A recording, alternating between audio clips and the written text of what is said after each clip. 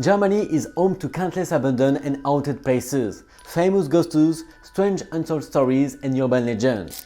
In fact, German literature owes much of its fame to its legends of terror, which are characterized by their age and their frightening nature.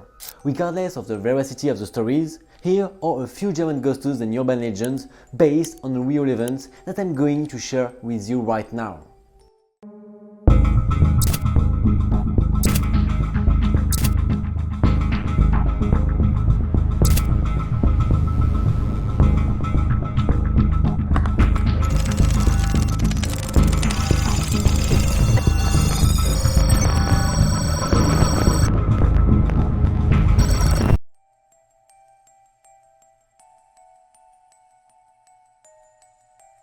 Legend has it that a family unknowingly lives with a spirit that hides in their house. Objects disappear or move from one place to another, and they find objects that don't belong to them in the bins. They have even started joking that there is a ghost. The real crime behind this place took place in March 1922 on a German farm called Hinterkaifeck. Andreas Gerber, the owner, began to notice that little things were missing or out of place. His family of 5 plus the housekeeper, 6 people in all, swore they heard footsteps, but no one took the time to really investigate what was going on in their own home. Until one tragic night, when all the members of the family were killed in their sleep by the phenomenon that inhabited their walls.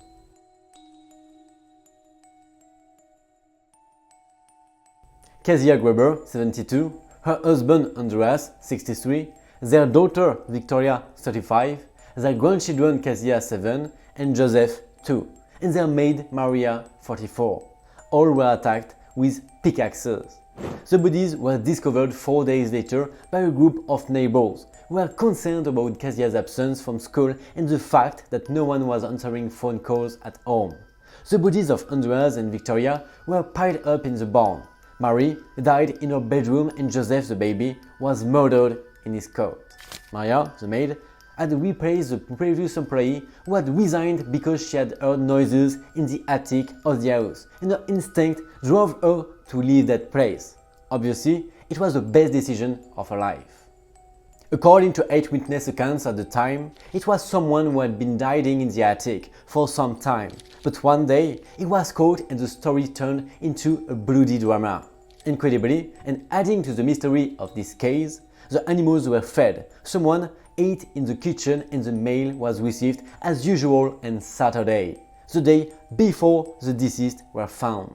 A few weeks before his death, Andreas Gruber heard footsteps in the cellar, and when he went to see what it was all about, he found an unknown diary and realized that a bunch of keys to the house had been stolen. Obviously, this was still not enough evidence to involve the police or even to leave the house.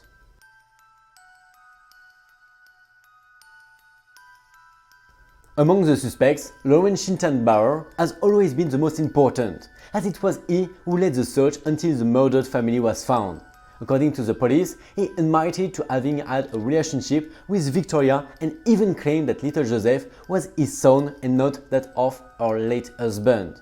A few years earlier, Schintenbauer had become a widower and lost the only child he had with his second wife. In fact, he and Victoria had planned to marry until Gruber interfered with their plans. In any case, he was never found guilty. But the family story doesn't end there. According to the acquaintances of the Grubers, it is quite possible that Andreas himself was Joseph's father, as rumor had it in town that he was in love with his daughter. Some also claim that they had more than one child.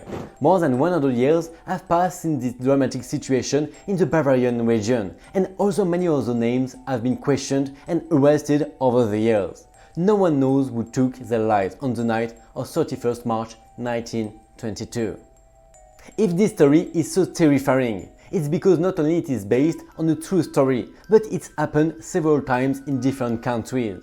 The best known being the Denver Spider-Man case. Let me know in the comments if you'd like me to make a new video about this one. The next time you hear a noise in your attic, check it out for yourself before the next story I tell is yours.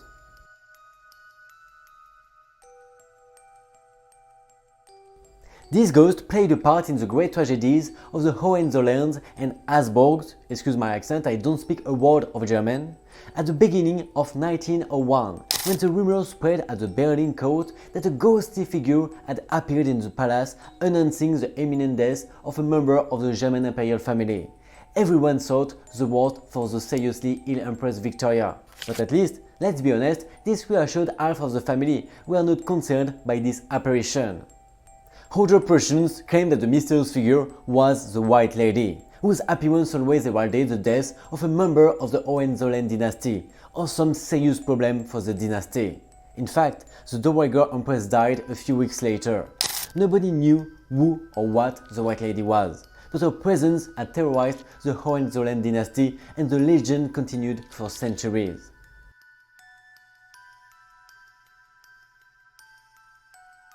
According to legend, she was the mistress of a Margrave from the same royal line. What is a Margrave, you ask? Well, it's simply a German nobleman of higher rank, with whom she had several children, even though the Margrave was already married.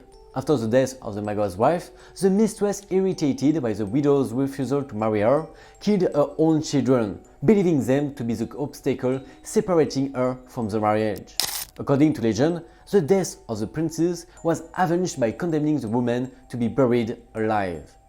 When she died, she vowed to appear whenever a Hohenzollern prince was about to die, a promise that she said to have kept for centuries.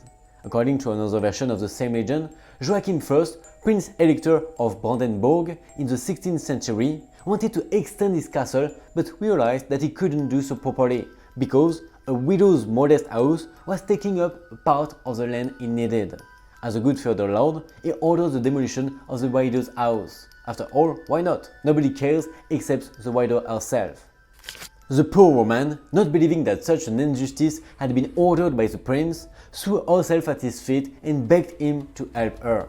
The prince, behaving like a good prince, offered her a little piece of paradise in the south of France with a pension until her death. Of course, I'm talking about legends and not Disney accounts. As you can imagine, the truth is very different. The prince abruptly ordered her to leave his presence. Then, the widow turned to him and said, "You take everything I own. And what's more, you drive me from your presence without wanting to do me justice. When your time comes, and that of your loved ones, I will appear before you to remind you of the crime you have just committed."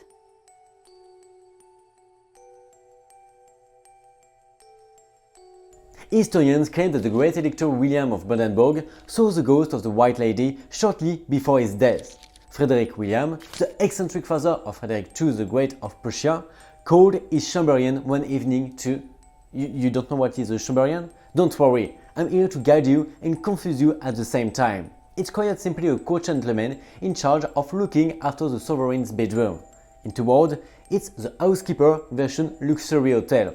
To repeat, this Chamberlain was called to tell him that he had just seen the ghostly woman and ordered him to bring the coffin in which he was to be buried to her bedside, to see if he could adapt to it. He did well, because he died a few days later. Prince Ludwig of Prussia and his aide, Count Neuslitz, claimed to have seen the White Lady in Schwarzburg-Rudolstadt Castle on the night before the Battle of Saalfeld in 1806, when they were talking about the certainty of victory. The battle was lost, and the White Lady was seen again as the Prussian army retreated. The story was told by Neuslitz's son to Emperor Frederick III, whose death from cancer was also predicted by an apparition. The Habsburg dynasty, which ruled Burgundy, the Holy Roman Empire and the Austro-Hungarian Empire, also had its own legend of the White Lady, who appeared to emperors and archdukes to tell them they were about to leave for the afterlife.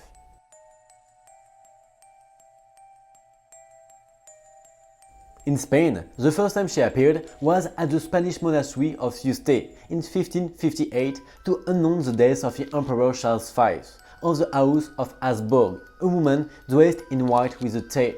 A woman dressed in white with her whole tail was seen in the sovereign's bedroom. It's not known whether the White Lady was the only one to appear before the Emperor or whether there were several, but it is certain that Juana La Loca's son took the hint and organized the famous funeral during which, according to the story, she lay in her coffin while the monks of Yuste celebrated Mass, so that when the time came, everything would go perfectly. As the future Empress Maria Luisa, accompanied by her sister Leopoldina, watches over her dying mother, the little Archduchess suddenly asks who the lady in white is who has just entered the room. It was the white lady who came looking for me. 25 years later, she appeared to Maria Luisa's own son, who had died at Schönbrunn Palace. Some time later, in 1889, a chamberlain of the royal household and peasants claimed to have seen the lady prowling around the imperial hunting lodge at Mayerling, a few hours before the body of Archduke Rudolf and his mistress incidentally was found, both shot in the head. According to the French newspaper Le Figaro, in its edition of 5th February 1889, the lady appeared before Rudolf that night. As for the funny anecdote about the Mayerling murder case, it's a bit like Romeo and Juliet. According to the unofficial story, as the royal family wished to avoid too much scandal and refute this theory, although it is the most possible. Archduke Rudolf was shot in the head that night by his mistress, Baroness Marie Wetzera, who then committed suicide.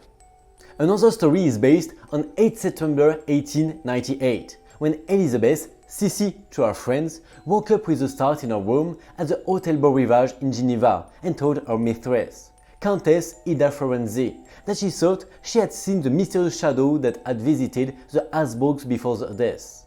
2 days later, as she was about to take the ferry to Montreux, the most beautiful empress of her time was murdered by an anarchist.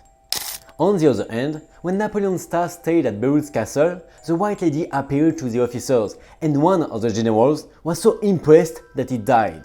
The French Emperor himself, who was very superstitious, never wanted to sleep in the castle.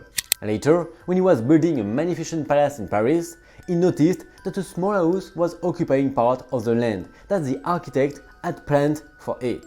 Knowing the legend of Joachim of Brandenburg, Napoleon did not want to demolish it or expropriate it, but to buy it from its owner for 10 times its value. When they say that one man's misfortune is another man's gain.